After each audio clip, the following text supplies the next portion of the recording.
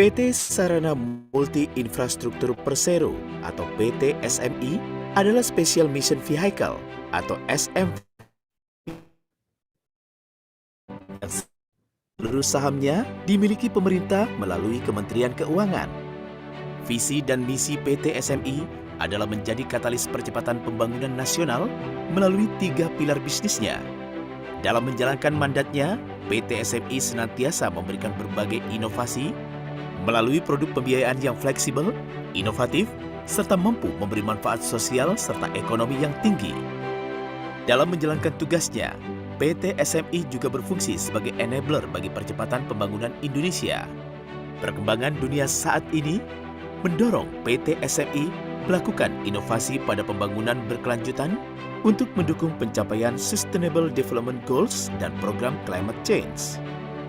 Langkah konkret yang dilakukan PT SMI adalah penerapan 10 elemen perlindungan lingkungan dan sosial serta peluncuran platform SDG Indonesia One atau SIO sejak tahun 2018.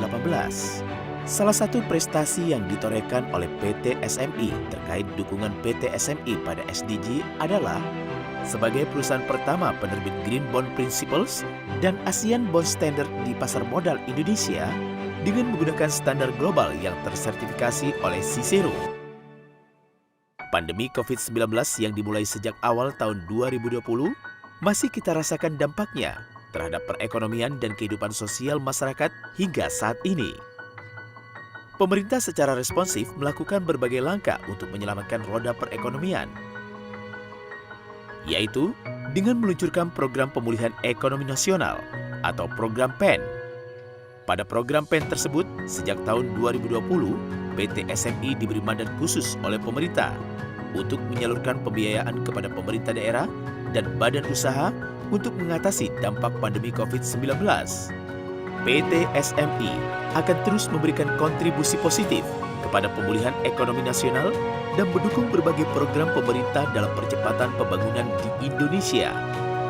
PT SMI akan selalu bersinergi dengan berbagai pihak serta terus mengedepankan tata kelola yang baik dan kepedulian terhadap manfaat ekonomi, sosial, dan lingkungan demi mewujudkan visi Indonesia maju.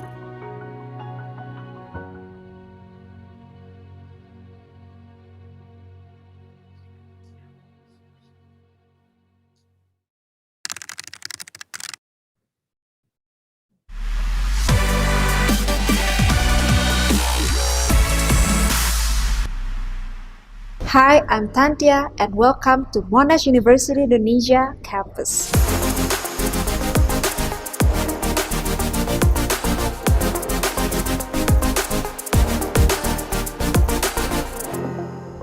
We are bringing you the great education experience and we are committed to you and to Indonesia development.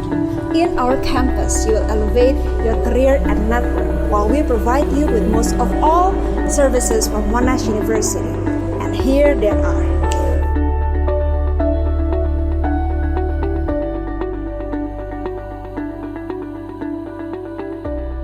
The Monash University Indonesia state-of-the-art campus facility setting up a new benchmark for high-quality postgraduate facilities.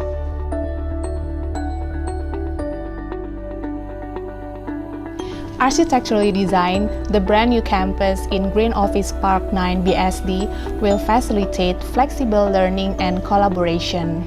With modern breakout spaces, state-of-the-art IT, active research, and learning lounge for students and staff.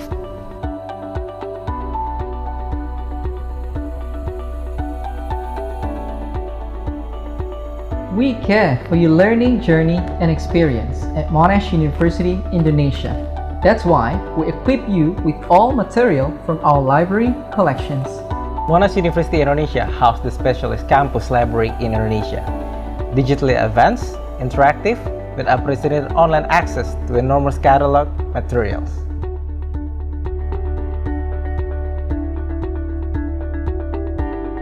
What are you waiting for? Come and join us and experience the first foreign university in Indonesia.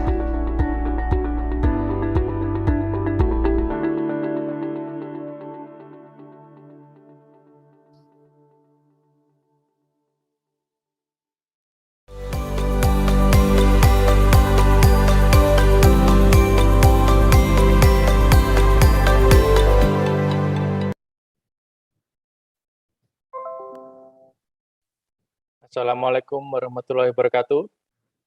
Good afternoon, ladies and gentlemen. So before we start the event, let me introduce myself. I am Irwan from PTSMI. I am going to be in the MC for today's event. So we would like to welcome you to the launching ceremony, Memorandum of Understanding between PT Sarana Multi Infrastruktur, Persero, and Monash University, Indonesia, and it will be followed by the climate change panel discussion. First of all, to all participants who are attending through this Zoom platform, please turn off your microphone in order not to disturb the ongoing event and other invited guests. Thank you once again. Your cooperation is highly appreciated.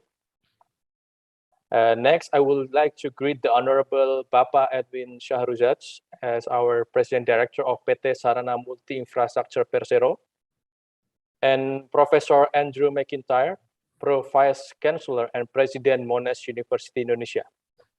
And last but not least, the speaker of the panel discussion, Ms. Anna Skarbek, the CEO of Climate Works Australia, and Bapak Darwin Trisna Jayawinata, the Director of PT Sarana Multi Infrastruktur Persero, and Ms. Camille Laurent Villang, Climate Finance Expert of the Agence Française de Développement, AFD, and Bapak Inka Yuskiantoro, Head of Research, Otoritas Jasa Keuangan, and other fellow participants.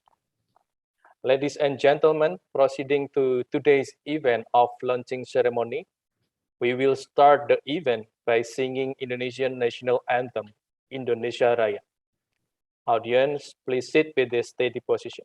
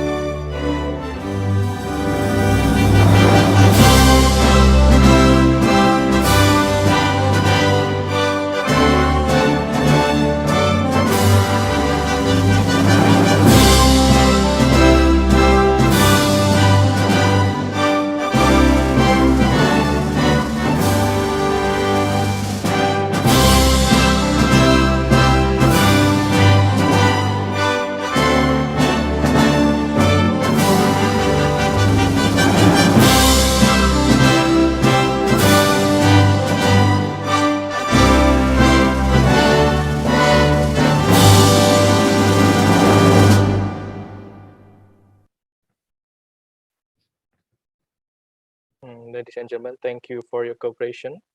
So we will start the event today.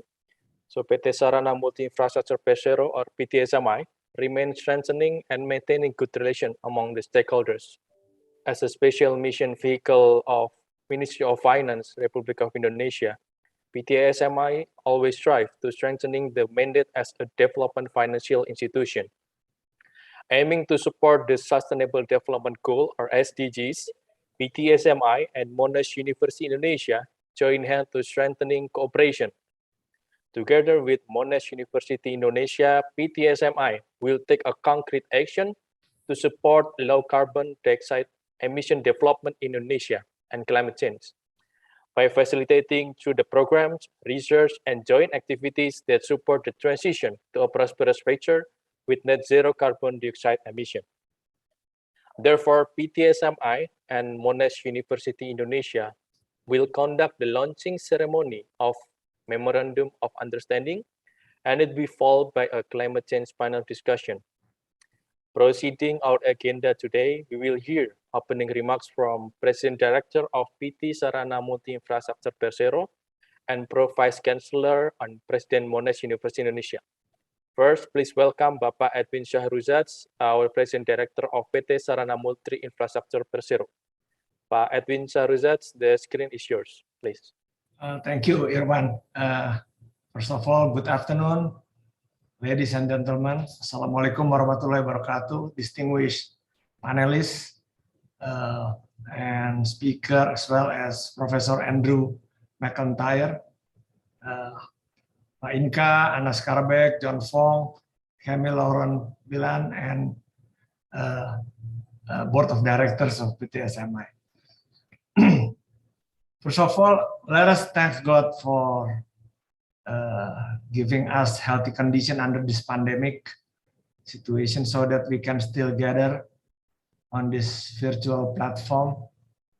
On this occasion, I would like to appreciate for your continued support to Indonesia for doing something concrete for a climate change.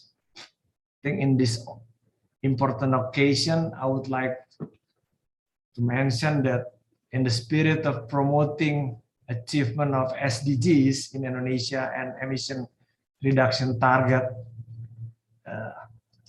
PT-SMI as special mission vehicle of Ministry of Finance constantly support the transition to decarbonization economy in Indonesia. So one of our strategy is to improve our disclosure of potential financial impact of climate change on business, strategies, and financial planning.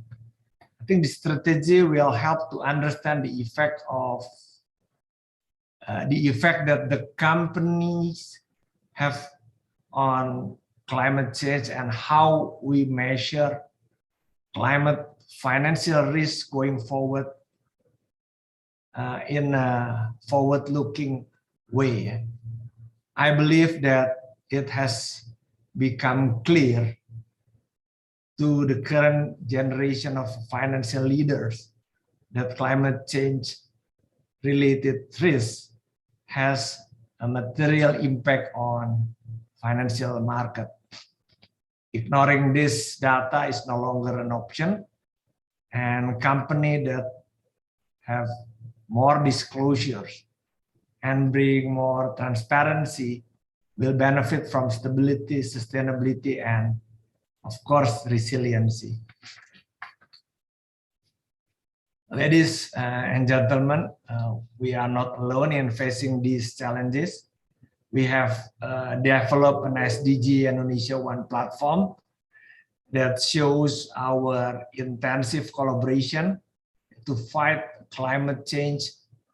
And as of today, the commitment made in SDG Indonesia One has reached, I think, approximately $3 billion from our 33 domestic and international partners. And with 95% of the projects supported, this platform is in a renewable energy sectors. And today we welcome new partners and an ally to fight the climate change together in this platform, which is Climate Work Asia, as part of Monash University non-profit organization and a think tank institution founded by Monash University and Mayer Foundation to bridge the gap between the research and climate actions. For the past decade, Climate Work Asia has played a unique role in Australia's transition towards a net zero future, and now they expand their operation in Indonesia.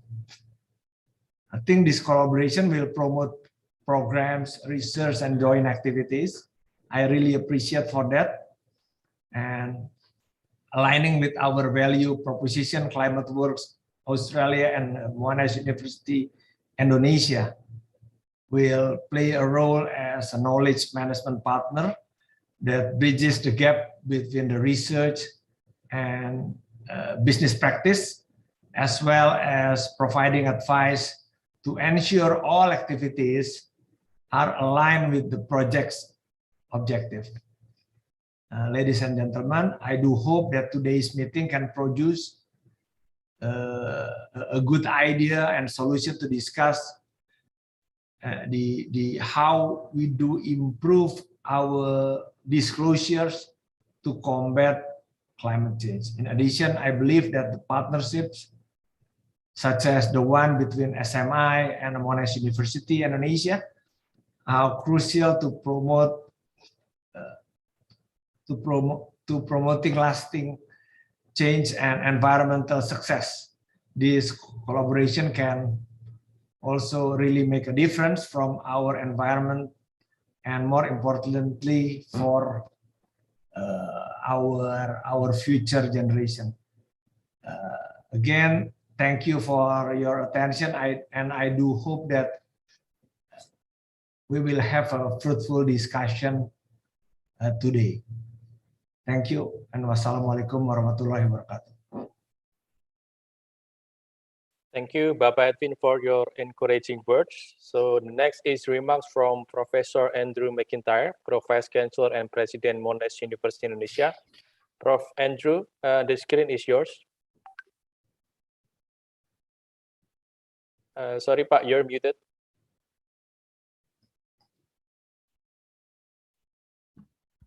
Is that better now? Super, Pak. Thank you. Pak Edwin, Pak Darwin, Bapak-Bapak, Ibu-Ibu, Assalamualaikum dan selamat siang semuanya ya.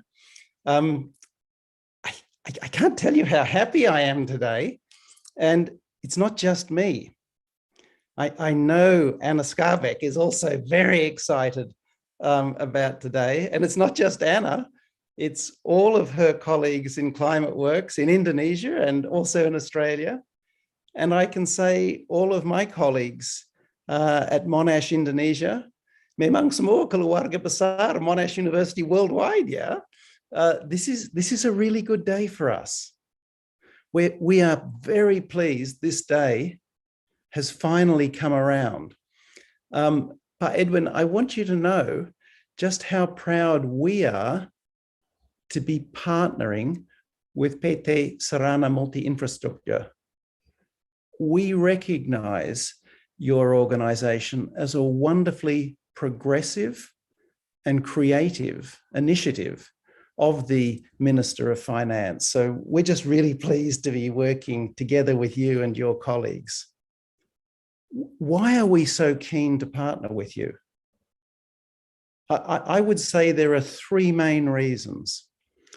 The first is because, led by Climate Works, Monash has a profound commitment to the great global challenge of climate and sustainability.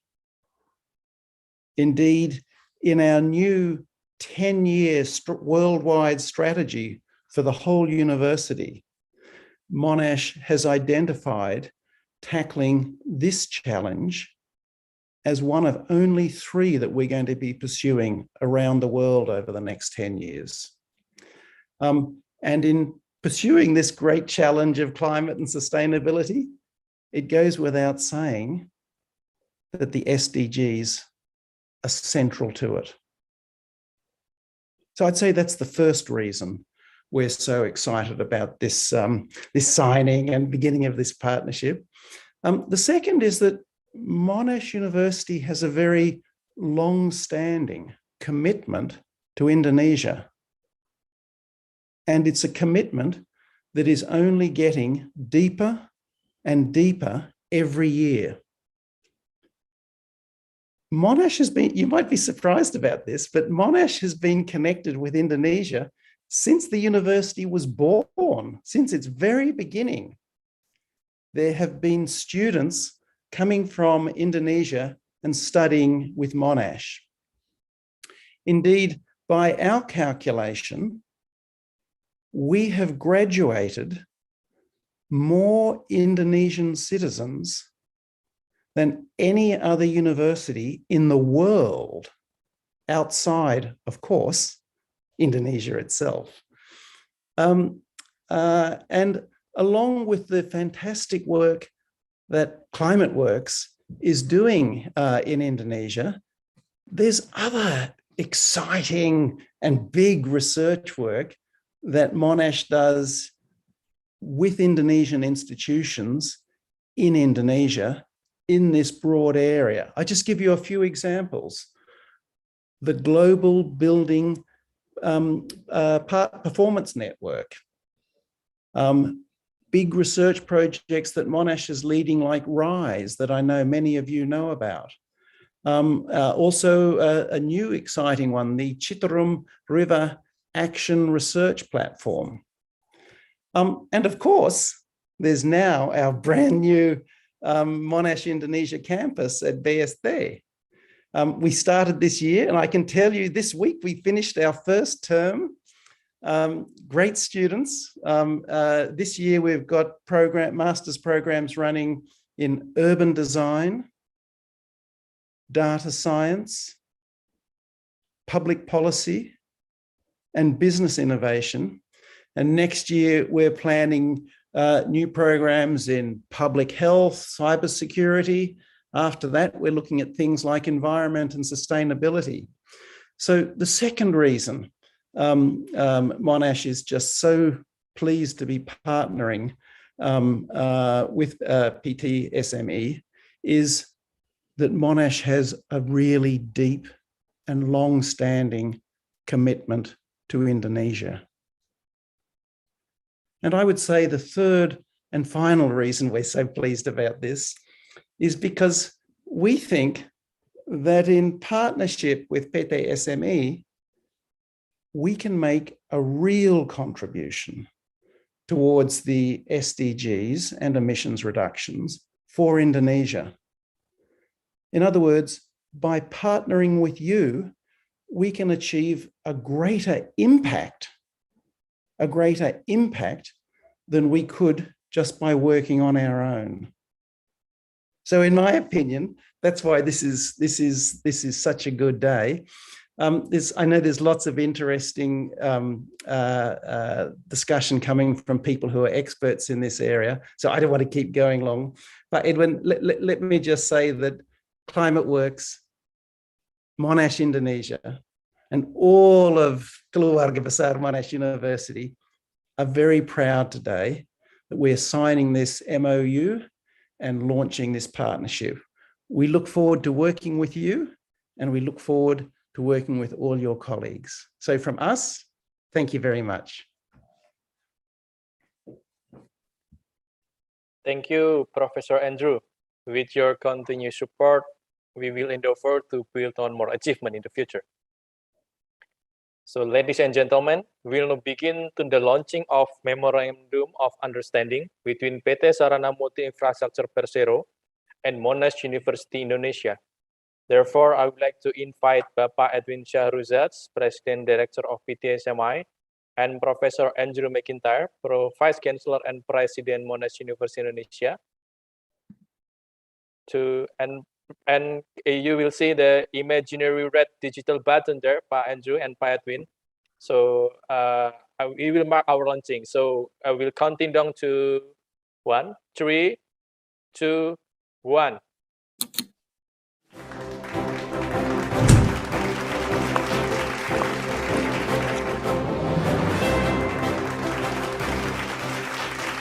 Congratulations, Pak Edwin and Professor Andrew. So this is the launching ceremony of this MOU. And ladies and gentlemen, give a round of virtual applause to this MOU launching ceremony. And as a symbolic indication of the collaboration, I would like to invite Bapak Edwin Shahruzadz and Professor Andrew and all of the invited guests in this virtual platform to do a photography session. So please turn on your camera to join the photo session. We will have a really nice documentation because a lot of people participate in this afternoon meeting. I will count to 3. 1, 2, 3. Another 3 maybe. 1, 2, 3. We need more. 1, 2, 3. Okay, thank you for everyone for participating in the photo session. So after this photo session, we will continue to the climate change panel discussion.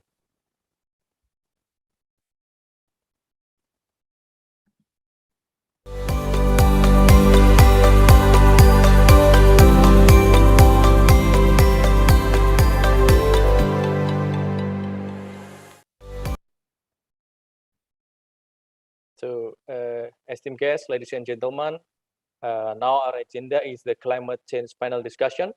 Before we starting the discussion, I will introduce the moderator who will guide the discussion session and also all of the panelists.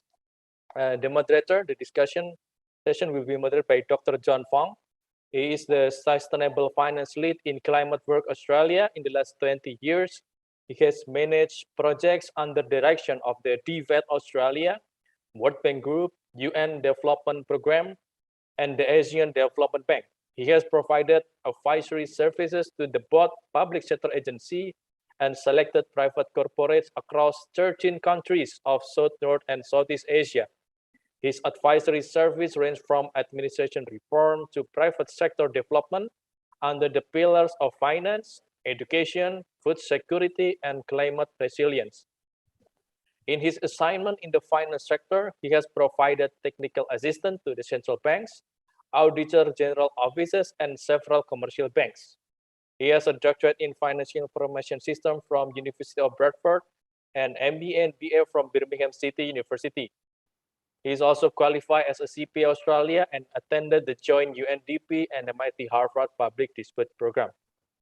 Thank you, Pak John, for joining us today. And then I will also introduce the panelists for today's discussion. The first panelist is Ms. Anna Skarbek, CEO of Climate Works Australia. She is working to develop the low carbon economy for many years, a former banker and green policy advisor. Anna has led Climate Works since its creation in 2009. It's been long, Bu Anna, analyzing emission reduction opportunities and partnering with business and government to unblock barriers to their implementation. Climate Works independent and non-partisan approach, co-founded by the Meyer Foundation and Monash University. She's working with the multiple federal government department as well as state government and large corporates. She worked with other stakeholders, including investors, business environment, and civil society leaders.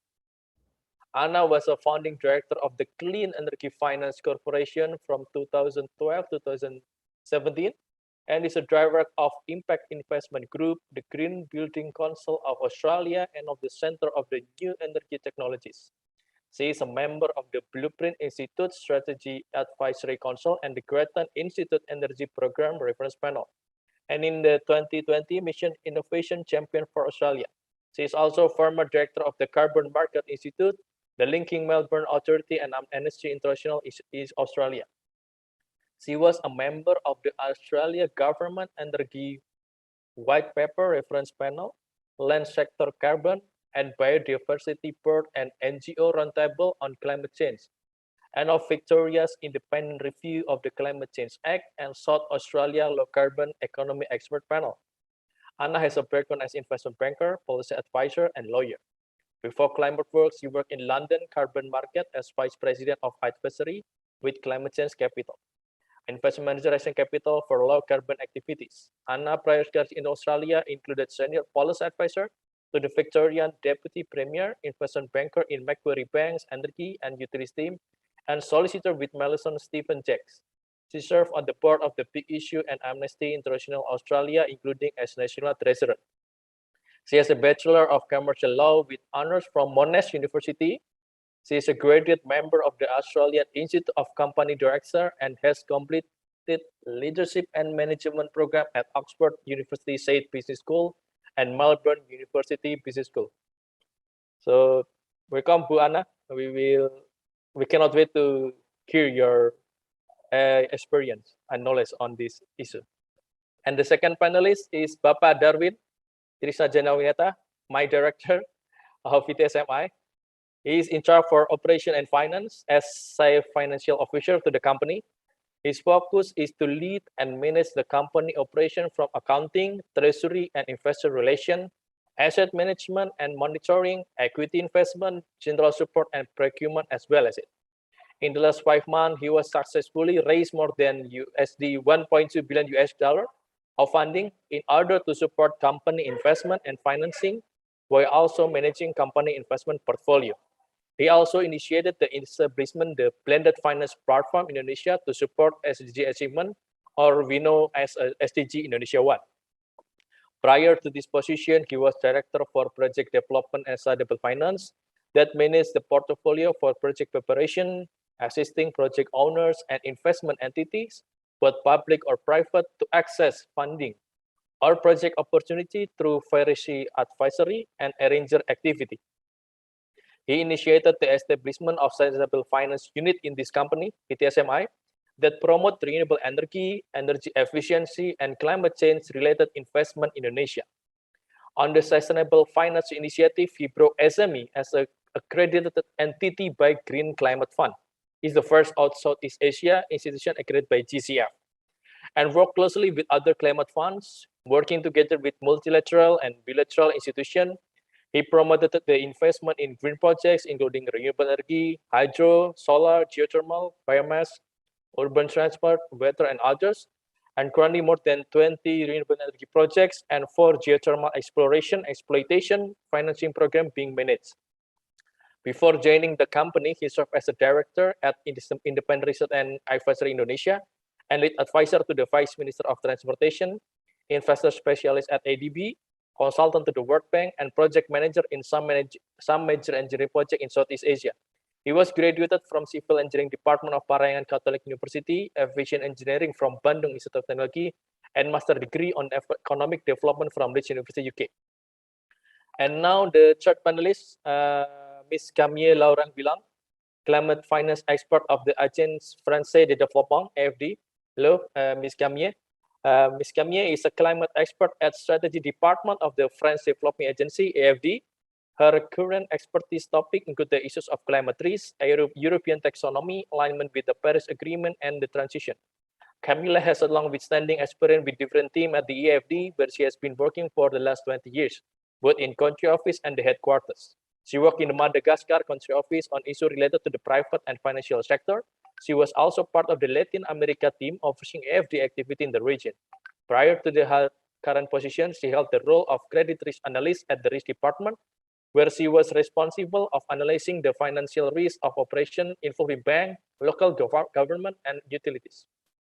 Alongside this task, Camille chaired a transversal working group on climate-related risks and was responsible for the development and the implementation of AD first tool to include physical climate risk in its risk analysis.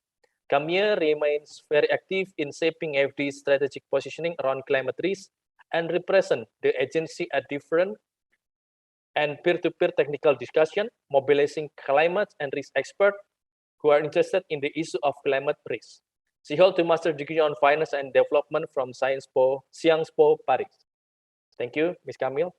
And last but not least, our panelist, Pak Inka Yuskiantoro, Head of Research at Otoritas Jasa Keuangan.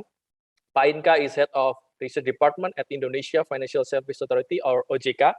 Since joining OJK in 2013, he has undertaken role as a director and senior executive researcher in the Directorate of Financial System Stability, Department of Strategic Policy Development, and Strategy Committee and Research Center. Dr. Inka was previously research fellow at John F. Kennedy School of Government, Harvard University, Cambridge, USA, in 2011 to 2013, and has worked as associate in investment banking at Merrill Lynch and Company in New York City in 2002 to 2004. He was also corporate finance analyst at Credit Suisse, First Boston, Singapore, in 2000 till 2001. He also lectured at the graduate program of economics at Universitas Indonesia and in the risk management and business economics program at several universities. He has published papers in top-notch international journals such as International Economics and Research in International Business and Finance. He received his PhD and master in regional economics from Cornell University in 2011, master in financial engineering from the University of Michigan at Ann Arbor in 2005, and also another master in operation research from Columbia University in 1997. His bachelor in industrial operation engineering from the University of Michigan at Ann Arbor in 1996. Before we start the discussion, and I will pass this to Pak John Fong, I will also inform you that Pak Inka maybe will leave earlier, Pak, because he will have another commitment in the maybe at 3. So he will leave earlier, and we can still continue with the other panelists. Thank you, Pak Inka, for joining us today. And if you have any question during the discussion, please submit them on the chat box during the discussion. And the moderator, Pak John Fong, will happily manage this question after the discussion. To Pak John Fong, the screen and time is yours. Thank you. Thank you very much, Pak Erwin. It is a great pleasure to invite everybody to come on board on the Zoom now. And I want to wish everyone a very good morning, a good afternoon, and good evening, depending on which part of the world you are located. This is a webinar we have been all waiting for. We have a group of distinguished panelists today who shall be sharing with us their thoughts and their experience on disclosures of climate risk, especially pertaining to the recommendations of the Task Force on Climate-Related Financial Disclosures, also known as TCFD. In particular, they shall address the question on how to implement TCFD with the 11 recommendations, and as well as 4 focus areas of governance, strategy, risk management, metrics, and targets. Now, before we start, let's have some house rules. We have in total an hour, 60 minutes. And 45 minutes is for the panel discussions, and 15 minutes is for the open discussions. Therefore, within the 45 minutes, I hope that the panelists will answer the questions and respond to the questions within 1 or 2 minutes, because then we have more time for clarification to increase our understanding of the topic. Those are the house rules. Now, my first question goes to Dr. Inka. All right, and the first question is, we are aware that OJK has a roadmap on sustainable finance. And our question in there is that what is the current policy research in terms of climate-related financial disclosures, and especially how has it taken care of in the OJK roadmap? Pak Inka, over to you. Okay, thank you, Dr. Vong. Actually, I would just like to share good news. I don't have to actually leave from this event because my meeting with the chairman has been rescheduled. So I'm okay, Dr. Vong, to be here until the end. But first, I would like to greet once again to Pak Edwin and Professor Andrew McIntyre and everyone attending to this ceremony. Monash University is also dear and close to my heart. My sister actually graduated from Monash. She received her PhD there. Our previous chairman of OJK also a graduate of from Monash on his PhD degree. So it's very dear to my heart. And also PT SMI, with all your efforts in the sustainable finance. I think we are very happy to have PT SME as our partner, and also of course the CWA has been a good friend of us through many events, and also support us in one research that we did last year. So I want to thank PT SME and CWA for inviting me to this event, and this discussion that we have today, I think couldn't be more timely. Just as a weeks ago, we just had the 26th Conference of the Parties, COP, among the member countries of the UN Framework Convention on Climate Change, right, in Glasgow, Scotland. So since 2017, actually 2015, the Indonesia Financial Services Authority, or OJK, has remained committed to establishing a sustainable finance ecosystem in Indonesia, and to ensure a smooth transition to low carbon economy, including the support of for establishing a carbon exchange market in Indonesia. And we are also continuing our effort to accelerate the sustainable finance as planned in our second roadmap for sustainable finance, that includes increasing the targets for green bond issuances, global sustainability bond, and also green lending. So, as everyone may have known, we had our first roadmap of sustainable finance in 2015 to 2019. And then we launched the second roadmap earlier this year for 2021 to 2025. So in between, when we launched the first one, we had some lessons learned, from the industry, from our stakeholders, basically from the COVID-19 pandemic, combined with some technological advances that we have experienced, how we can accelerate, the implementation of sustainable finance. But, we are still facing a lot of challenges. I can share with you 3 challenges that so far we need to address. The first is definitely from the industry perspective. There's still remaining low level of understanding and participations of the financial industry. The industry, is still of the view that implementing a sustainable business translate to additional costs. So, business actors are still generally oriented toward, short-term profits. So I think one way, that we can address this issue is, I think in Indonesia, I don't know about other countries, maybe, some our colleagues, panelists, maybe can share their views in other countries. But what we need, one, is actually a success story, a success story that, sustainable finance is the way to go, that it's not a cost, there'll be more potential benefits, to the industry rather than cost, in the future, And second, I think what we need is also an outstanding, excellent research, that we can share with the industry, how, I think maybe particularly, specific calculations on the benefits that industry can attain over the cost that they have worried about, in terms of this sustainable finance. The second challenges that we face is there's also still a lack of established green standards, required in the assessment of implementing, this environment, social, and governance aspect, or ESG as we know it. So currently, each financial institutions in Indonesia is using its own sustainable business standards. So this hinders businesses' efforts actually to assess funding, and also makes it difficult for investors to make investment decisions. And therefore, I think it's necessary to put in place green standards, or national taxonomy as a basis for sustainable business and investment.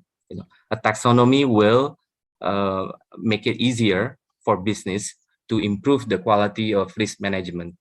So for this case, actually, OJK is currently actually undergoing our efforts to complete what we call is like the first version of the sustainable finance taxonomy, the green taxonomy for Indonesia. So in the past several months, we've had talks with ministries, related agencies and institutions on trying to come up with mutual understanding and agreement on what this taxonomy. And it is very hard. it's a very hard task because each ministries, agencies, they have their own views. One ministry may see a clean coal as a green project, but another ministry may see it differently. So this is very hard, and I think the best way to go is just to have a first draft, a first version of this taxonomy, so that we can move on, and maybe later on we can continue and to make it more perfect, and this is just at the national level. Imagine that Indonesia next month will start to become the leader of the G20, take over the presidency of the G20 over Italy, and then I think that will be another challenge, to try to address this issue, taxonomy at the international level, of how Euro nations look at certain things, definitions, and which might be different than what we see in Southeast Asia, countries, and this is relevant back in the COP 26, when we had the talk of reducing the emissions, so it's the word phase out, has been challenged, right, by emerging countries, mostly by India and China, and that's why they all come to an agreement at the end to have the phase down, not phase out term, put in the agreement. So, but we're all happy, that it's process of trying to mitigate this, addressing this climate change risk, and we look forward to working with the industry, with the academics to do more research in this issue. But we are very committed on all this, increasing the awareness, and the ESG implementations of in the business, to enact on this mitigation risk. Maybe that's my initial comment, Dr. Vong. I think maybe later on I can add some more. So I would like to have other panelists to join and discuss on this issue. Thank you. Thank you so much, Bapak Inka.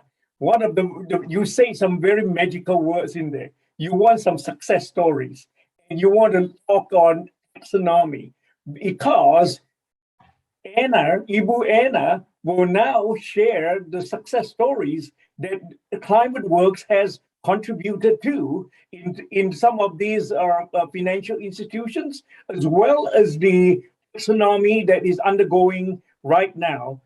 Anna, over to you. Thank you very much, and hello everybody, and thank you very much to the earlier remarks from Pak Edwin and Professor McIntyre, and to those very interesting observations just now from Pak Inka. Indeed, I'm excited today to be here, and also excited to hear your interest and your progress already, and your interest in the success stories. One that comes to my mind immediately was some support that my team at Climate Works and also with Monash University provided to an international investor, BNP Paribas, to use the TCFD framework to develop a forward-looking equities index, in this instance focused on Australia, drawing on the assessment criteria that the TCFD encourages and the scenarios analysis, to then score the top 100 companies in the Australian ASX 300 for their readiness for surviving and thriving in a world where climate goals are addressed well below 2 degrees and the Paris Agreement is achieved. And that index secured institutional investment from Australia's Green Investment Bank and private investors as well. And it has just celebrated its first birthday. And in the first 12 months of its operation, it returned a 30% return when the market returned a 23% return. So it has shown outperformance of 7% for those companies that were most aligned with the climate transition that is necessary for us to achieve net zero emissions in line with the Paris Agreement goals. So that is one success story amongst many. But it is very fresh news, 1 week old, this data now. And I know that BNP Paribas are interested in creating the same forward-looking index in other markets. You also spoke of taxonomies, and you made the very excellent point that consistent standards are necessary and would be helpful. And indeed, we saw just recently at the COP26 in Glasgow that consistent global standards will now be coming. So the International Financial Reporting Standards Foundation has agreed to establish the ISSB, the International Sustainability Standards Board. And its goal will be to focus first on developing a climate disclosure standard. And it will build that standard on the TCFD recommendations. It has secured support from IOSCO, the International Organisation of Securities Commissions. And its goal is a consistent standard for inclusion of relevant material climate-related financial risk in financial statements. And that would then be subject to assurance and audit requirements. Of course, taxonomies go further, and you're absolutely right that there are taxonomies now emerging in most regions. Europe has one, China has one, New Zealand has one, Australia does not yet, but the international community is supporting the development of locally relevant taxonomies. And I think we can discuss further in this discussion how all of these pieces then join together, and that taxonomies help create standard definitions for the assets. The investors are creating standard commitments to align the emissions performance of their assets with their Paris Agreement goals. And so whilst the TCFD gives us a framework for disclosure to understand risk and opportunity, it doesn't define performance. And so we saw at the Glasgow COP an additional further set of commitments from international investments about the performance. So as alongside disclosure, they wish to understand the financial risk and opportunity. And we know that in Australia, that has shown good financial performance. On the emissions performance, we're seeing that investors are also making a commitment that they will align their whole portfolio of assets with an emissions performance pathway that meets the 1.5 degree carbon budget worldwide, so that that limits global emissions to not more than what would cause warming to exceed 1.5 degrees. So there's a lot more to unpack there, but I might pause, John, since you asked the question, responses to be short, but certainly happy to explore this in our dialogue. Thank you, Anna. My next question related to this financial disclosure. Right now, we are aware that PT-SMI has got a very big mission, and their mission is really to have a national recovery post-pandemic. And furthermore, they are totally in charge of all the reforms that's happening in the state-owned enterprises and how to make them run better.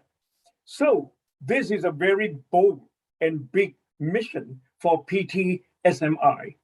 My question to Pak Darwin, as the director of PT-SMI, is that how do you see, Pak Darwin, that being more transparent in our financial disclosures will help you to maybe issue more bonds, or even issuing of green bonds, or what we call transition bonds?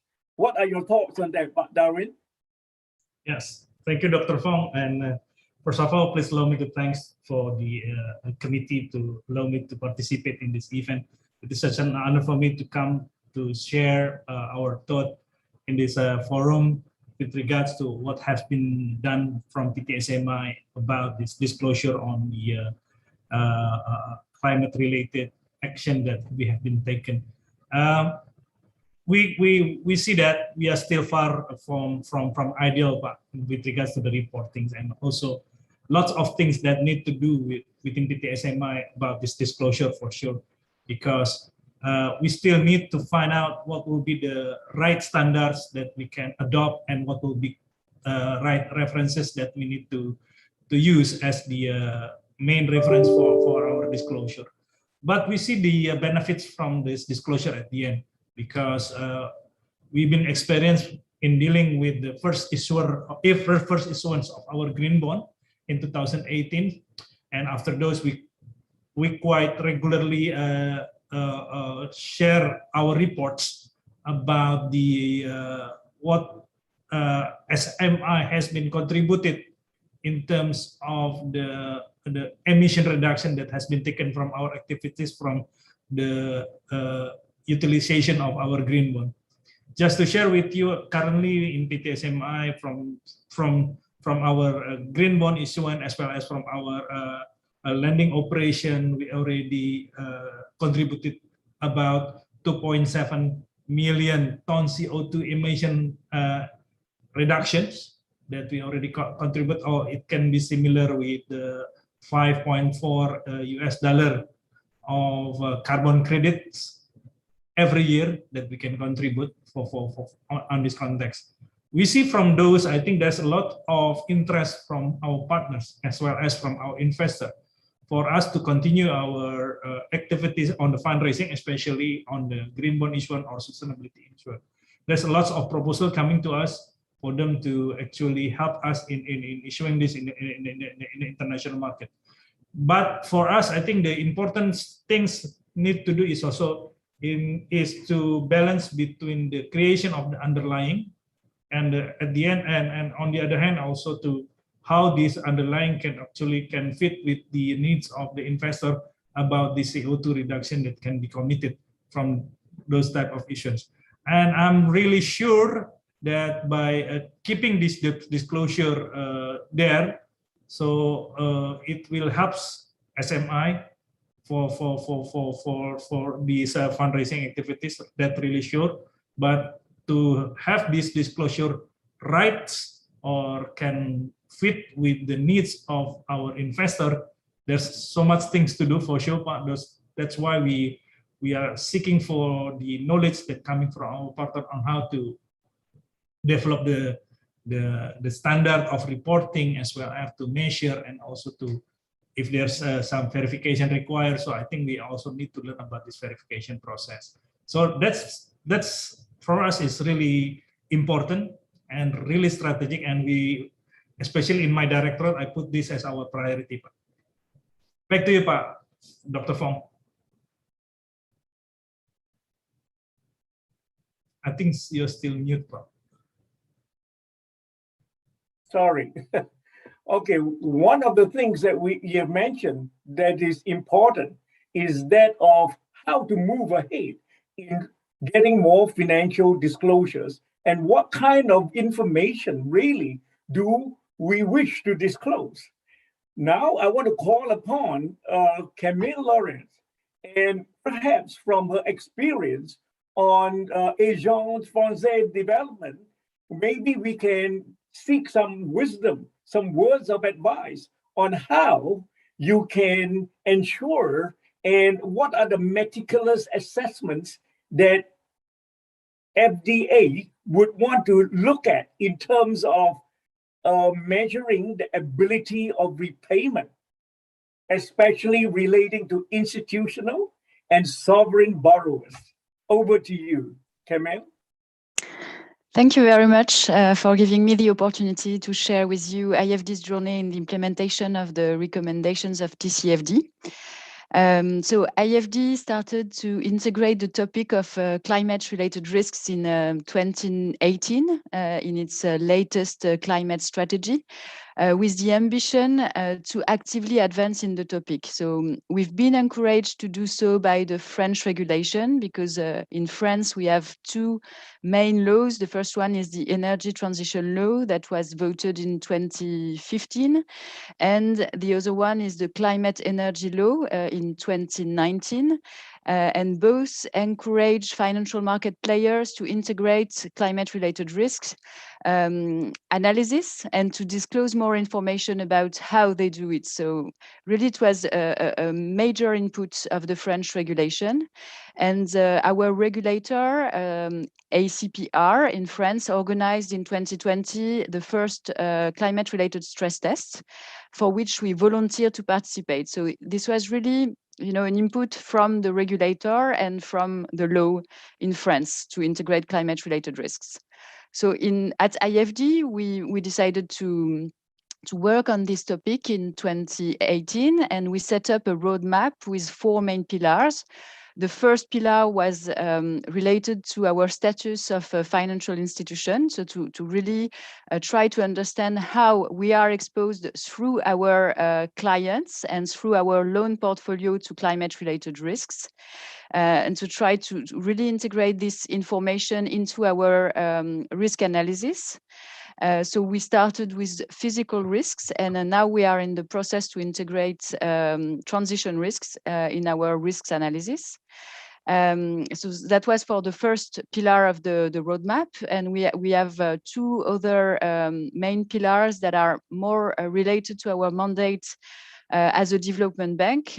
So we work to strive efforts to include the issue of climate-related risks in our public policy dialogue.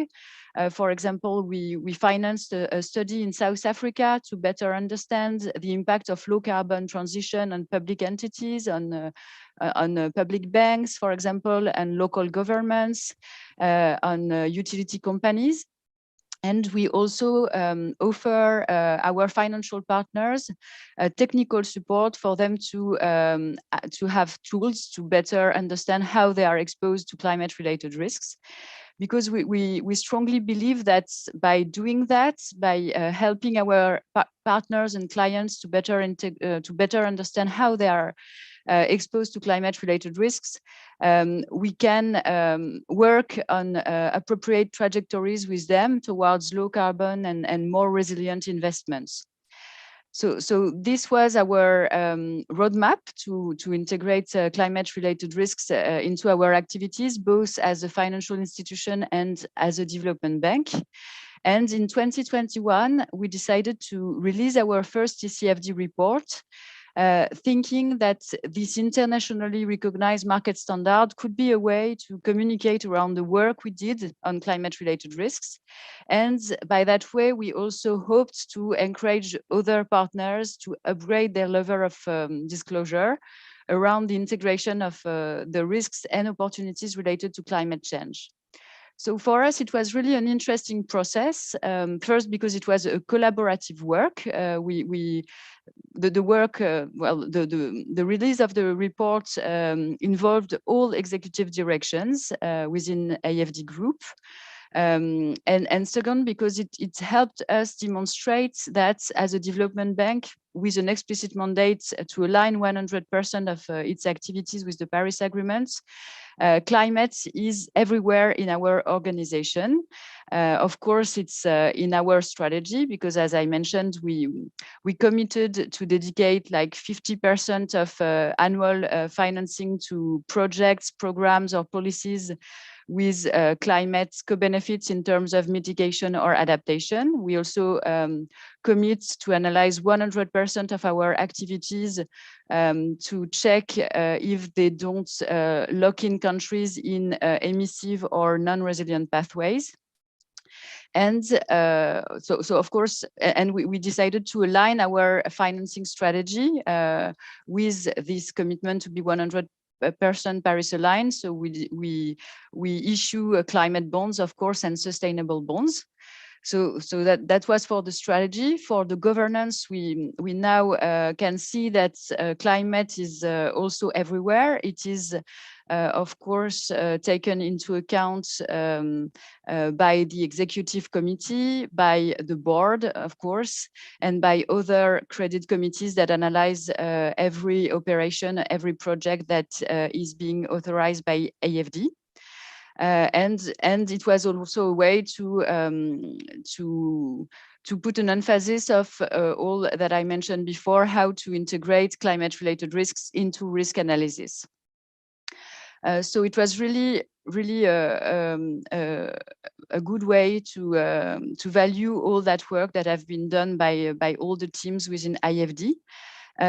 So now we think that it's important for us to integrate those information into IFD's group financial communication and to update it every 2 years, maybe. So it's not a new, it is a new document, but it's not, the objective is not to replace existing reporting documents. It's more a way to spill over partners, peers, and clients to move forward towards the improvement of this disclosure. And we think that in terms of next steps, it would be interesting to better integrate maybe biodiversity related risks because TNFD, Task Force on Nature Financial Disclosure, is making rapid progress. So we think that maybe it's the next step for us. We think that it's a way, well, we realize that we should maybe integrate climate-related risks within our risk appetite framework. It's a work we haven't done yet, but it's a next step for us. And we see also harmonization needed among development banks to have common metrics to be applied to analyze our portfolio's exposure to emissive sector. Maybe we think that to have the exposure of our portfolios to fossil fuels could be an interesting metrics and an interesting metric to share with peers and other national or multilateral development banks. And maybe a last word about the importance for us to explore to what extent TCFD reports could be a source of information to analyze the alignment of counterparts to the Paris Agreement. We see that some other banks, such as EIB, for example, take TCFD reports as a reference to see if financial institutions they work with are in or where they stand in their pathway towards alignment to the Paris Agreement goals. So we think maybe that could be an interesting reference to share among development banks and national or multilateral or international. Thank you. Thank you, Camille. I'll definitely have a look at your report. And I'm sure there's a lot of information that is coming out from the AFD group. Now, in terms of TCFD, we all know that there are 11 recommendations and with the 4 areas of focus. All right, so some of the institutions really have said that it's too difficult to comply. And I want to come back to Anna and ask, what are the experiences that you have found or in talking with some of Climate Works partners and collaborators? What are the things that have come out in terms of trying to adopt the TCFD guidelines? Yes, thank you, John, and I'm happy to share. And indeed, I heard earlier the comments from our friends in Indonesia that the initial understanding or your observation amongst the market was that there is still a low level of understanding amongst some of your market participants. And I can reassure you, you are not alone. Indeed, that situation is actually worldwide. So Moody's recently analysed, the credit rating agency recently analysed close to 4,000 companies that have undertaken TCFD reporting or even thought about it, and found that actually only 1/5 of those companies had reported against all the 11 recommendations. In Australia, the company regulator in Australia audited the 300 companies on the stock exchange and found that so far 60 have completed TCFD disclosure reports. Again, about 1/5. Encouragingly, what the Principles of Responsible Investment has noted is that the number of companies worldwide doing full disclosure tripled in the last 1 year. So from a relatively small number to a much larger number, but I think they are expecting continued exponential growth in the adoption of the number of companies that do use TCFD and disclose. And I think there's a couple of reasons for that. There is certainly a loud call for TCFD reporting to become mandatory. Indeed, it is in many jurisdictions already. Hundreds of investors before Glasgow made this public statement asking more governments to make TCFD mandatory. And indeed, that was a suggestion in the TCFD report that the more widespread is the disclosure, the better quality information could financial regulators have, but also it would help catalyse better quality actions to actually address climate change. I think that's the second reason that what we're finding is that once organisations begin to do their disclosure on TCFD, what might have felt like a burden becomes a really useful tool. And what first begins as information disclosure actually becomes powerful strategy analysis. And so following the recommendations of the TCFD enables organisations to adopt a scenarios approach to deeply understand what a future world looks like when we transition to climate change, or if we don't and we face the physical risks, and indeed in both cases. And then to really deeply analyse their own strategy in relation to those risks and opportunities. So what began as disclosure becomes in fact embedded in central organisation decision making. So what we have found is working with Australia's biggest banks, in the last year, there has been a dramatic increase in the investment that those organisations are making in educating their staff, certainly reaching out to Monash University and others to provide education for all their staff on climate risks and scenarios and opportunities. This is reaching also the highest levels at their board and becoming a much more permanent feature of their governance and their business planning. And that's occurred over the last 3 years or so and really stepped up in the last 1 year. So I think everywhere around the world, adoption of TCFD is on a steep learning curve. What we find is that the learning is not just about disclosure. It actually then helps better strategies. And that's important because what we also heard in Glasgow is that over $100 trillion of privately managed investment money in the Glasgow, the GFANZ, the Glasgow Financial Alliance on Net Zero, has committed that their portfolios align with the 1.5-degree goal of the Paris Agreement. So they will be looking for information, but also looking for assets that they can own that meet that alignment. So the faster we can help organisations adopt TCFD, not just for disclosure, so information helps the investors, but so that then that information drives your strategy and you can then create the investment assets that will meet the investor demand for Paris-aligned investments. We know that infrastructure influences 70% of emissions, according to our research.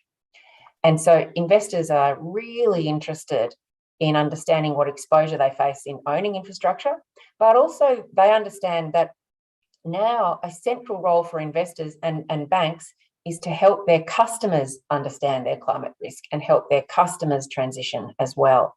And so it becomes a shared task and a shared opportunity because eventually all finance will need to be climate finance as the volume of commitments by investors grows to become the majority of privately managed money and soon across into sovereign managed money as well. It will become mainstream that nearly all investments will need to show their alignment. And so we are beginning to see the first state government in Australia has now adopted TCFD, and it makes a biannual government disclosure of using the TCFD framework, and it is practicing with 3 state-owned entities to do government-owned entity disclosures using the TCFD framework. So it has written a guidance document. This is publicly available on the New South Wales government site, and it is practicing with an energy utility, the Parks and Wildlife Service, which picks up on the point that Camille made, that quickly following TCFD is the TNFD, where nature follows what climate has done. And so it won't be long until there will be a very similar disclosure regime in relation to nature-related financial risks. So I think what we'll see is that the learning is increasing, but everyone's on a learning journey with you. And what we're finding is that it's very useful to move beyond compliance to really adopting a strategy that aligns with the TCFD. Yes. Thank you, Anna, for the clarification.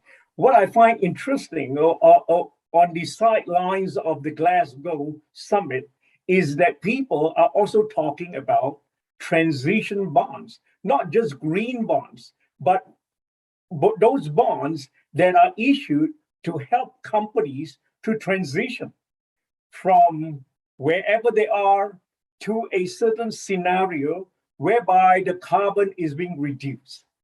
So they are transition bonds too. We don't just focus on green bonds. Yeah, for those who comes from the emerging markets, especially because they are very frightened, very scared. The moment they hear that is green bonds, we are not green yet. How are we going to issue those bonds? So we have to also discuss on transition bonds. Now, my next question, I want to pose it to Bapa Erwin. I hope he's still around. Bapa Erwin of PT-SMI. Okay. But Darwin, is it? Where is Pak Erwin? Edwin, you mean? Edwin, you mean, but Yeah, Pak Erwin. Edwin. Pak Edwin. Edwin. Sorry, Pak Edwin, Edwin. Yeah. Pak Edwin. So the question we want to pose to you, now you heard there are many case studies already and things are happening. So in terms of PT-SMI, what assistance, what technical assistance that you would want to wish from Climate Works Australia, and as well as the wider Monash University, where we bring research into action, where we connect research and action. So where is the space that you allow us to help PT-SMI? Over to you, Edwin. Okay, first of all, thank you for the questions. Basically, we are an executing agencies with regard to this our mandate to aid development finance. Of course, we are very committed to the climate finance, and I think things that we need urgently is with regard to the first awareness of the players in respective of their business that is going to be supporting effort towards climate risk mitigation, and of course, and from the financing perspective, of course, access to finance is key. So we are not only bringing awareness, but also giving the opportunity of our client to have an access to finance. And I think with regard to that access to finance, of course, a framework and first thing first, the ability to be in compliance with the standard is pretty much important for our clients. And for your information, perhaps our client is much more corporate wholesale segment, so it is not that difficult to increase that kind of awareness. And I think we from our communication and with our clients, they have also the kind of awareness, but again, the at least the how can they meet the standard requirement such that access to this climate finance can be achieved. I think that is the most important thing. So I think that is from our perspective. And going forward, we are going to go into a deeper direction so that emission reduction credit, so something that measuring MRV is going to be our also objective on top of providing climate finance. So I think that kind of technical assistance enabling our client and us to measure that kind of carbon credit is also important to us and to our clients. That may perhaps answer your question, Dr. Fong. Okay, thank you so much, Edwin. Now I have another person I want to ask the question to, and he is none other than Ian Porter. Is he in this room? Ian Porter, are you in here? I am, John. I am. You are in? Okay, we can't see you. All right, there you are. Okay. And the question, you have a lot of experience dealing with policy makers and decision makers. So the question I want to pose to you is that, given the case of Indonesia or any other emerging market,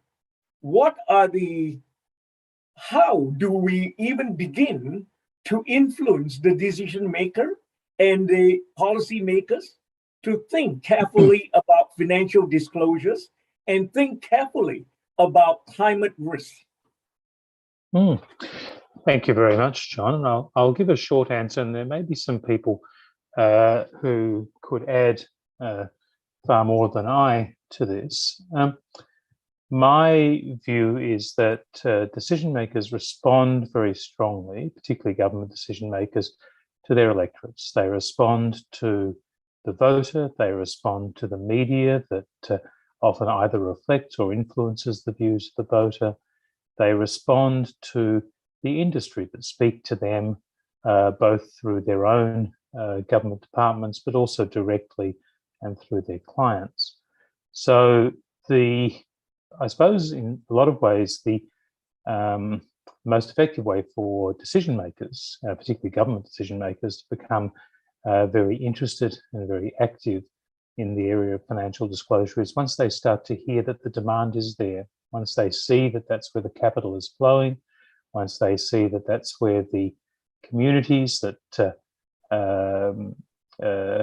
deal with the industries that they're talking to are interested in financial disclosure, once they start to hear the noise, John, and that's certainly always been my experience. I think it's true of most democracies to a greater or a lesser extent when we look at decision makers. That flows down to the professional public services that support the political decision makers, and they often have their own channels of having conversation with industry or with the wider community, and they will also tend to hear. So I guess my simple response is for noise to be heard, for communities to speak to governments, for industries to speak to governments, and for the media to start to reflect those perspectives in what they're saying in every jurisdiction. So that's a quick answer and completely unprepared, but I'm very keen to hear what others much potentially better informed about Indonesia's system than I would be might have to add. Thank you so much, Ian. And now I want to open the discussion entire to the floor at large. All right, so let's wait a moment for the questions that might erupt, that will come from the crowd. All right, so, and while we are waiting, I want each of you to think about, especially the panelists in here, while we are waiting for the open-ended discussions, I want you to think about what would be your final word of advice to managing climate change using sustainable finance. I'll repeat the question. What is your final word of advice for managing climate change using sustainable finance? Of course, we can manage climate change in many ways, but because today's main topic is about financial disclosures, I want to close it at the same time with thinking about what can we do in the realm of sustainable finance. But we'll wait for the open-ended questions to come in. Let's see if there are any before we will. All right. We shall go ahead with the final word of advice. Maybe I shall call upon Pak Darwin first. Okay? Pak Darwin, what is your final word of advice in terms of managing climate change using sustainable finance? Well, Dr. Fong, if I were possible, I think I still need takes time, and I still need time to do things. But anyway, since you are already calling me, so I think what I can share with you what will be my final advice, final word of advice with regards to the utilization of this sustainable finance to manage this climate change. For me, I think sustainable finance is actually something need to be related directly with the efforts of the mitigation of the climate change itself, meaning that all the financing, all the investment that will be done should be targeted toward to reduce the emission of carbon, or also to create an alternative solutions that might actually create a positive, not really positive. I think, I think need to find a solution with regards to the alternative alternative solution for those carbon reduction. So meaning that it will be impossible if our efforts is not really related to those target part. So we should have a target first, what kind of reduction that we aim, and then with that it can be then follow what will be our product for the interventions, or what will be our intervention, and will be turns then to the framework that we need to establish, and later on what will be the reporting mechanism that we need to also develop. That's from me, Pak. I think. Thank you. Thank you, Pak Darwin. My next question is to Camille. Camille, the yes, question thank you. Slightly different. Slightly different. The question came from the open floor. Okay, and the question is, how long would AFD take to prepare the disclosure standards? And is this going to be mandatory for all the clients of AFD? Okay, thank you very much for this question. So it was a 6 months process. We were 3 project managers, 1 from the strategy team and 2 from the operation teams. They were from the climate units.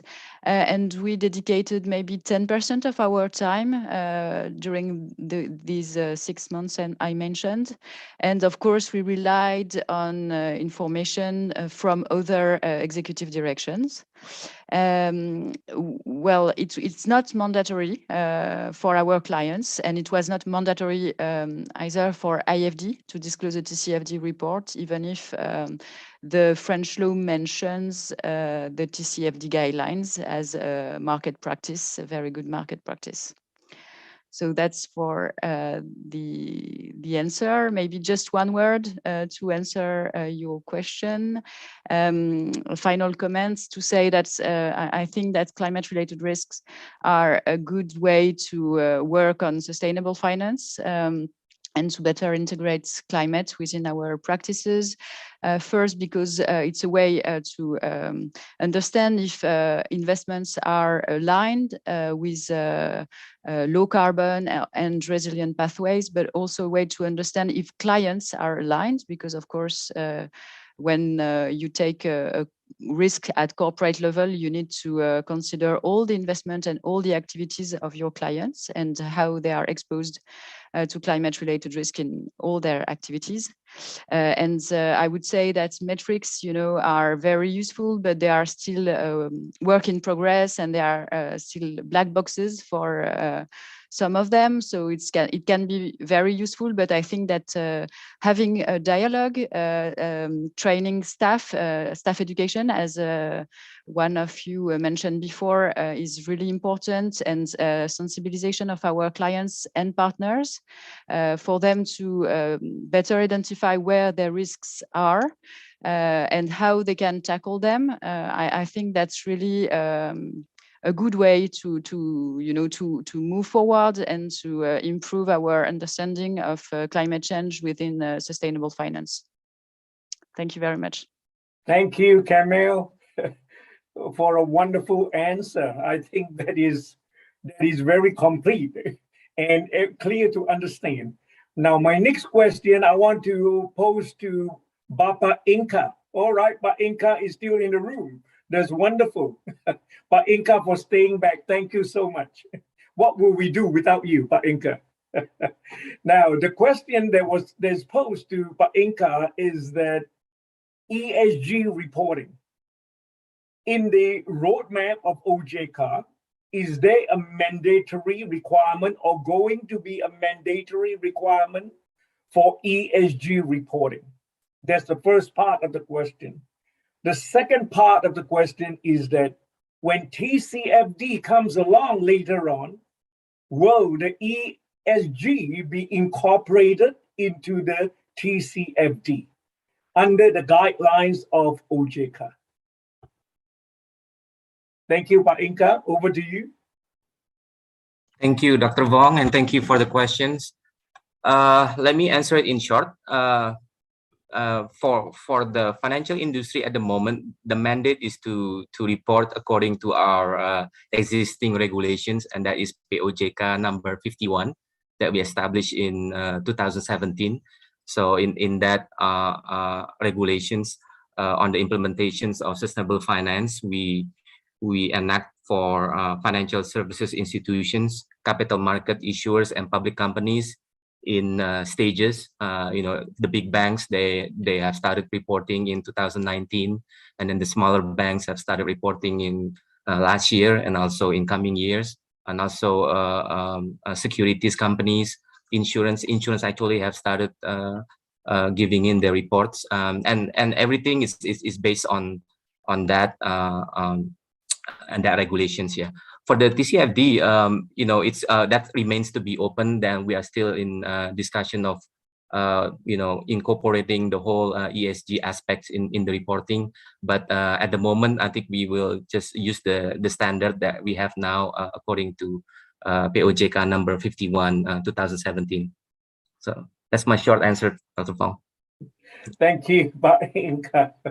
Now I will come back to the last question for Pak Inka. Don't leave yet. What is your final word of advice for managing climate change using sustainable finance? Okay.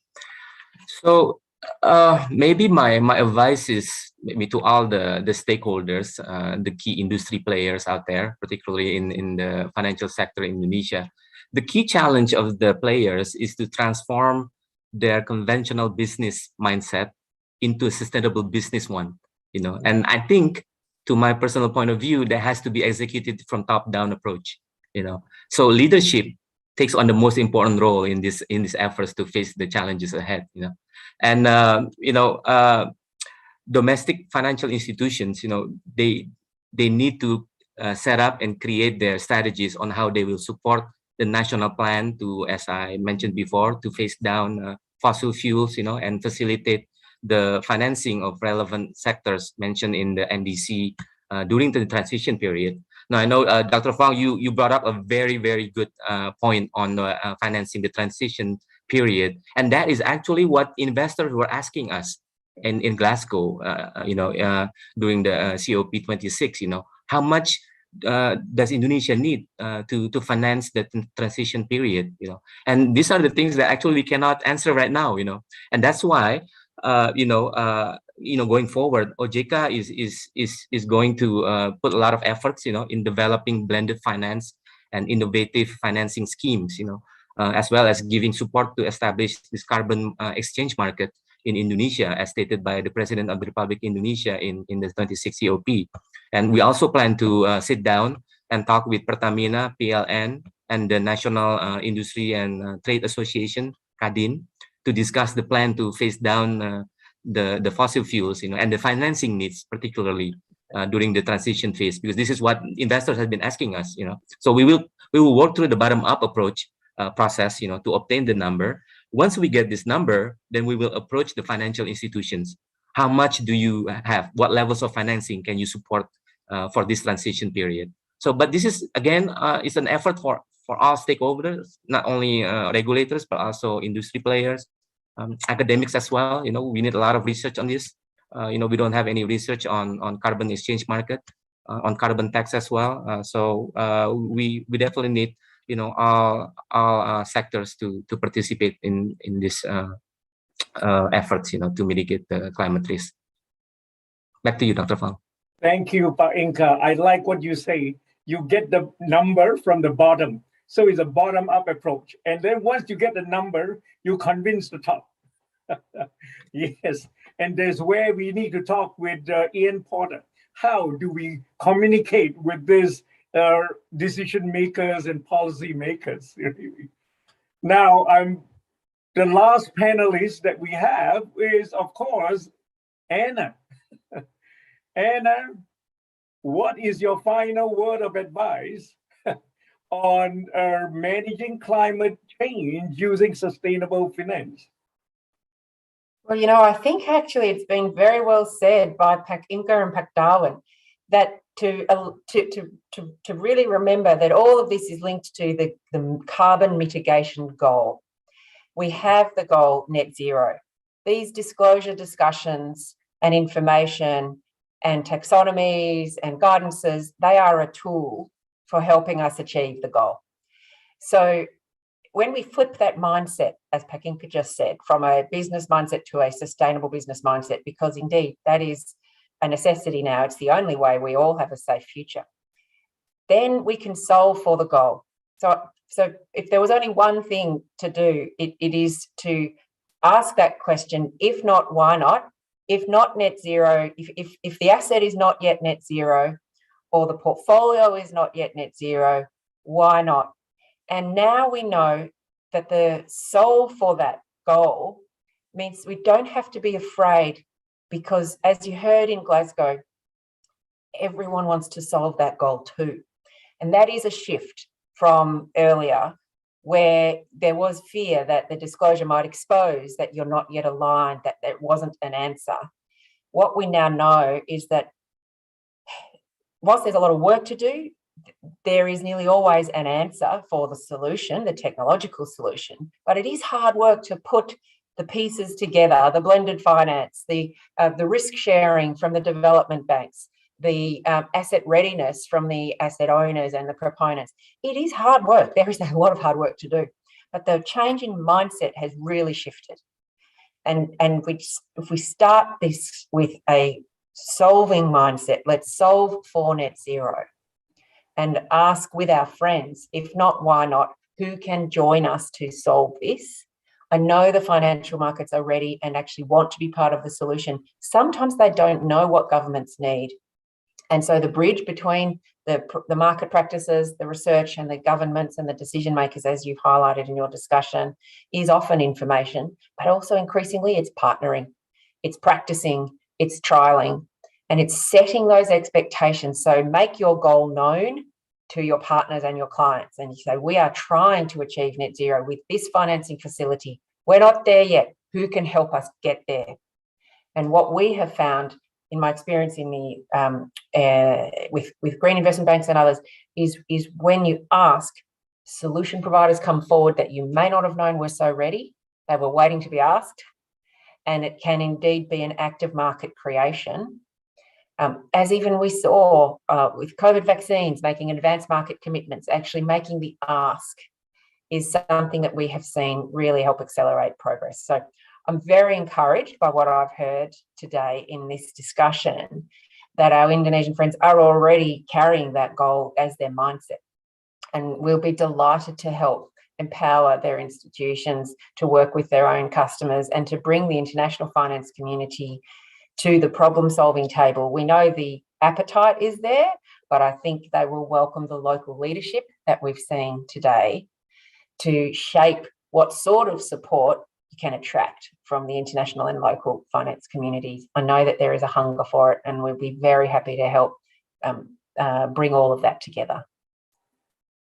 Thank you, Anna. Yeah, there's a wonderful discussion we had. 1 hour is not enough. We need to keep this going on because there's so much information and so rich of information that we hear from each of the panelists, as well as there are many questions that are still from the floor that we have no time to answer, really. And what we hear at the end of this closing it sounds to me like all of us is going to choose our own adventure. All of us is going to choose our own adventure because we are still in the stage of discovery. We haven't arrived yet. We are on a journey, and the journey may take months, maybe years, maybe decades, all right? But it's a journey, and each of us is starting from a different point, a starting point. And therefore, and on top of that, despite of starting from different point, we are also going at different speed. Therefore, it is choosing your own adventure. Is like a adventure for survival, is an adventure for success, is an adventure towards prosperity for net zero. So, but we have to choose.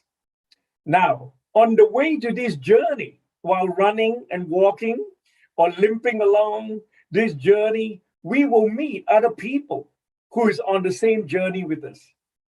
And we, of course, hope that we can learn from each other so that we arrive our destination faster, more efficient, and at a lower cost, and perhaps less mistakes that we will make along the way. So, therefore, I wish everybody well. Good afternoon, good morning, good evening, once again, good night for those of you who are in Australia. And we hope to meet again.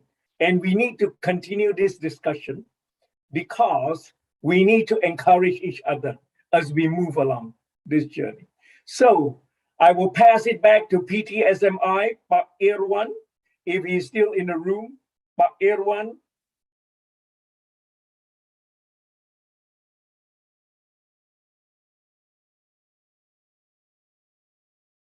Is Pak Irwan here? Oh, Pak Irwan is here. All right. So, panelists, my job is over. Thank you for joining the panel discussion. Back to Pak Irwan.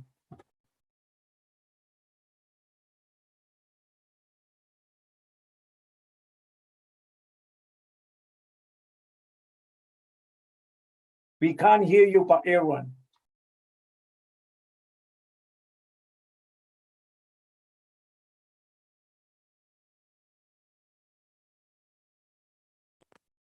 Okay, so thank you, Pak Dr. John Fong, for your assistance to moderate this amazing discussion this afternoon, evening, or morning. So, and also I would thank to all of the panelists, Pak Darwin, of course, and then Bu Ana, and then Bu Camille, and today we will end up this discussion. So thank you for your participation in this today's discussion. But before we close, we wrap up this discussion, I think we will have another photograph session for everyone. So please turn on your camera again, if you don't mind. So we'll have a more nice documentation for this meeting. So wait, I will count to 3, 3, 2, 1, and another 3, 3, 2, 1. Okay, that's enough. Okay, okay. So, okay, so thank you for your attendance and your active participation for today's meeting. Hopefully this launching MoU between PTSMI and Monash University Indonesia will support the achievement of the Sustainable Development Goals target in Indonesia and globally. And once again, I would like to congratulate to PTSMI, my company. Thank you, Pak Edwin, Pak Andrew, for attending this today MoU launching. Stay safe and goodbye for everyone. Wabillahi taufiq wal hidayah. Wassalamualaikum warahmatullahi wabarakatuh. See you again in the next event. Thank you. Bye. Thank you, Pak Inka. Thank you, Thank you very much, Pak. Yeah, thank you, Pak Irwan, Pak Edwin, Dr. Fong. Thank you, Pak. Thank you. Thank you, everyone. Thank you, Darwin. Thank you, everyone. Mirza.